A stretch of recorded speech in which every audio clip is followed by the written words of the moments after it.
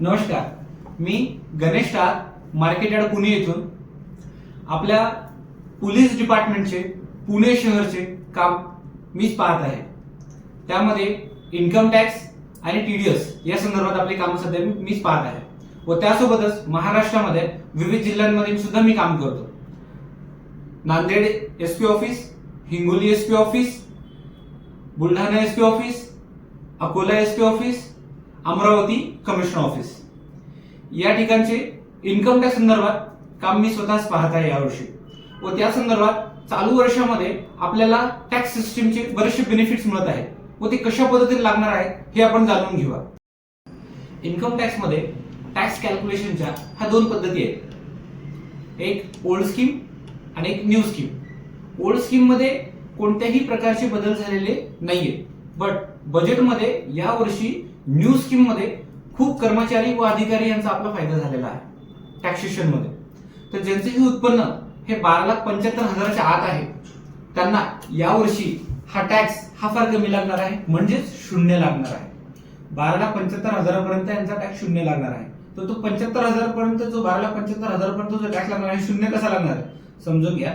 तर यामध्ये ज्यांचंही gross salary ही 12,75,000 आहे त्यातून त्यांना स्टँडर्ड डिडक्शन हे 75,000 त्यांचं स्ट्रेट फॉरवर्ड मायनस होणार आहे. त्यानंतर राहिलेले जे उत्पन्न आहे हे 12 लाख राहील. 12 लाखापर्यंत 60,000 रुपये तुम्हाला हे टॅक्स लागत असतो, बट गव्हर्नमेंट त्याच्यावर रिबेट देत आहे, म्हणजे टॅक्स मध्ये सूट देत आहे. या कारणामुळे ज्यांचंही उत्पन्न 12,75,000 पर्यंत असेल त्यांना हा टॅक्स शून्य असेल. मग आता प्रश्न निर्माण होतो की 12,75,000च्या पुढे ज्यांचं उत्पन्न आहे त्यांचं काय, ज्यांची ग्रॉस सॅलरी 12,75,000च्या पुढे गेली त्यांचं काय. व त्यांचे बरेचसे मला फोन येत आहेत, विचारणा होत आहे की त्यांना हे टॅक्स कशा पद्धतीने लागत आहे. तर त्यांना कळू इच्छितो त्यांना टॅक्स हे स्लॅब वाईज लागणार आहे व त्या स्लॅबसाठी मी तुम्हाला एक परिपत्रक सुद्धा तुम्हाला देणार आहे व ते कृपया करून तुम्ही थोडंसं रेफर जर केलं तर त्यामध्ये स्लॅब वाईज कशा पद्धतीने टॅक्स लागेल, ओल्ड स्कीम नुसार कशा पद्धतीने टॅक्स लागेल आणि न्यू स्कीम नुसार तुम्हाला कशा पद्धतीने टॅक्स लागेल हे त्यामध्ये मी तुम्हाला देईन. बरोबर, हे तुम्हालाही कॅल्क्युलेट करेल आणि त्यासोबतच ही मी आपल्या वेबसाईटवर सुद्धा आपले टॅक्सचे चार्ट जे असतील त्यांना हे टॅक्स बद्दल माहिती हवी आहे तर त्या संदर्भात आपले टॅक्सचे चार्ट हे आपल्या ganeshtalk.com या साईटवर तुम्हाला मिळतील. ते सुद्धा ती सिस्टम पण कशा पद्धतीने असेल मी तुम्हाला तीही कळवेल. डेबुक मार्फत व आपल्या एसपी ऑफिस आणि कमिशनर ऑफिस या मार्फत तुम्हाला ती सुद्धा डाउनलोड करता येतील व त्या संदर्भात तुम्हाला जी काही चार्ट आहे ती माहिती घेता येईल. बट आपण यावर्षी कळूया की ज्यांनाही 12,75,000 पेक्षा ज्यांचं जास्त उत्पन्न आहे त्यापेक्षा जास्त ग्रॉस सॅलरी गेली तर त्यांना टॅक्स कशा पण लागणार. एक छोटस एक्झाम्पल घेऊन आपण समजून घेण्याचा प्रयत्न करूया.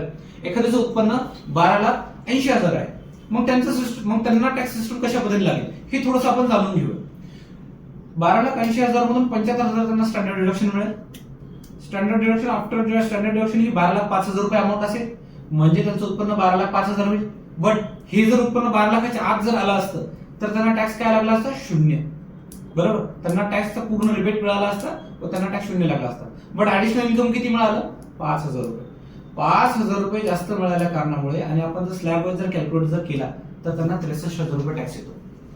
आता बऱ्यापैकी कर्मचारी अधिकारी मला हे विचारतात, सर मला 5,000 रुपये ऍडिशनल इन्कम मिळालं आणि त्याच्यामुळे जर त्या टॅक्स मेथडनुसार जर मी कॅल्क्युलेट केलं तर मला 12 लाख म्हणजे 63,000 रुपये टॅक्स लागतोय मला. तर 63,000 रुपये टॅक्स कसा, तर मी 5,000 रुपये ऍडिशनल इन्कम मिळाल्यामुळे मी 63,000 रुपये टॅक्स भरू, हे इम्पॉसिबल आहे. तर मग हे 5,000 रुपये तुम्ही आम्हाला दिलेच कशामुळे. हा पण जेन्युइन क्वेश्चन आहे, नाही हा विचार करण्यासारखा क्वेश्चन आहे, जेन्युइन क्वेश्चन आहे. ज्याही कर्मचारी आपण स्ट्रेट फॉरवर्ड मी परत एकदा क्लिअर डिफाईन करतो. एखाद्याचं उत्पन्न 12,80,000 आहे, त्यातून स्टँडर्ड डिडक्शन 75,000 गेले म्हणजे 12,05,000 व 12,05,000 उत्पन्न असल्यामुळे स्लॅब वाईज जर कॅल्क्युलेट जर केलं तर त्यांना 63,000 रुपये टॅक्स येतो. 63,180 रुपये टॅक्स येतो. व आता ही 63,000 जी अमाऊंट आहे ही जी ऍडिशनल इन्कम मिळाले त्यापेक्षा जास्त आहे. जर ते 5,000 रुपये जर मिळाले नसते तुम्हाला तर टॅक्स शून्य असतात. तर या कारणामुळे बरेचसे कर्मचारी अधिकारी असं म्हटले असते की आम्हाला ते 5,000 दिलेच कशामुळे तुम्ही. हाय जेन्युइन क्वेश्चन आहे. 5,000 रुपये तुम्ही आम्हाला दिलेच कशाला, गव्हर्नमेंटला विचारलं असतं की 5,000 रुपये तुम्ही जर दिले नसते आम्हाला तर आम्हाला 63,000 रुपये टॅक्स भरायला नसता. तर ती 5,000 रुपये तुम्ही परत घ्या. तर गव्हर्नमेंटनेही या ठिकाणी ते सिस्टम आणलेलं आहे व एकदम सुंदर आहे, असं सुंदर पद्धतीने टॅक्स सिस्टम लागलेले आहे. जे ऍडिशनल जे इन्कम तुम्हाला मिळालेला आहे आणि तो टॅक्स हा जास्त असल्या कारणामुळे विच इज लोअर, म्हणजे जर तुमची टॅक्स अमाऊंट ही ऍडिशनल इन्कम पेक्षा जर जास्त असेल, ऍडिशनल इन्कम पेक्षा जर जास्त असेल तर ती इन्कम ही टॅक्स म्हणून कन्सिडर होऊन येतील. म्हणजे जे ऍडिशनल 5,000 रुपये मिळालेले आहेत ते 5,000 रुपये टॅक्स म्हणून घेण्यात येतील, प्लस 4% त्याच्यावर हेल्थ अँड एज्युकेशन लागेल, म्हणजे 5,200 रुपये हा तुमचा टॅक्स घेण्यात येईल. प्रत्येकाच्या बाबतीत याच पद्धतीने कॅल्क्युलेशन होणार. ज्यांचं 10,000 ज्यांचं उत्पन्न 12,80,000 त्यांना 5,200 रुपये टॅक्स लागला असेल, ज्यांचं उत्पन्न 12,85,000 त्यांना 10,400 रुपये टॅक्स लागला असेल.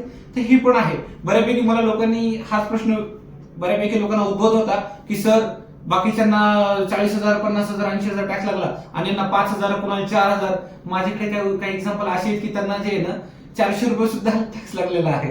तर ते ऍडिशनल जी अमाऊंट मिळालेली 12 लाख पेक्षा आफ्टर डिडक्शन जी अमाऊंट जी आलेली त्यांना 12,400 रुपये, 12,01,000, 12,02,000 तर ती टॅक्स म्हणून घेण्यात आलेली आहे.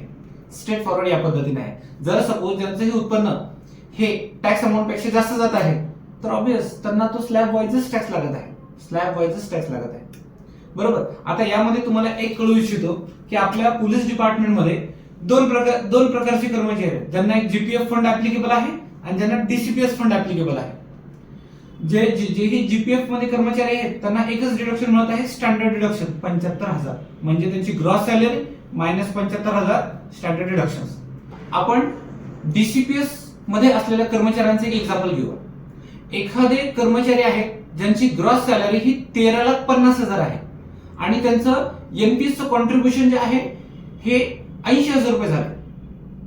म्हणजे 13,50,000 मायनस 80,000 12,70,000 रुपये ती अमाऊंट आली. 12,70,000 म्हणून 75,000 स्टँडर्ड डिडक्शन केलं म्हणजे त्यांचं उत्पन्न राहील 11,95,000. त्यांना टॅक्स शून्य. फार सुंदर सिस्टम झालेली आहे. तर जेवढेही एनपीएस मध्ये कर्मचारी आहेत त्यांना एक ऍडिशनल बेनिफिट मिळत आहे. ऍडिशनल बेनिफिट मिळत आहे 80CC2 या सेक्शनच्या अंडर.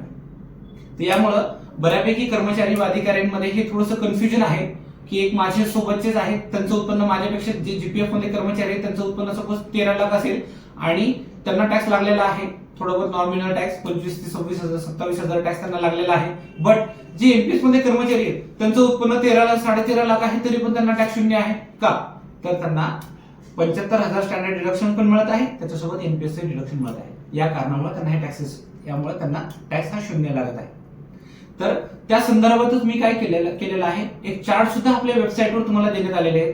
ते पण थोडेसे आपण रेफर करावे म्हणजे जेणेकरून आपल्याला दोन्ही प्रकारे कॅल्क्युलेशन मिळतील की ओल्ड स्कीम नुसार किती लागलेलं आहे आणि न्यू स्कीम नुसार किती लागलेलं आहे व हे अजून कशा पद्धतीने सुलभ कळेल या संदर्भात मी अजून आपल्याला माहिती देणारच आहे या व्हिडिओच्या माध्यमातून. व आपलेही काही अजून क्वेश्चन्स असतील, जर एक कॉमन क्वेश्चन जर येत असतील तर मी या संदर्भात अजून एक व्हिडिओ तुम्हाला शेअर करेन जेणेकरून अजून काही गोष्टी यातून तुम्हाला माहिती मिळेल. थँक्यू.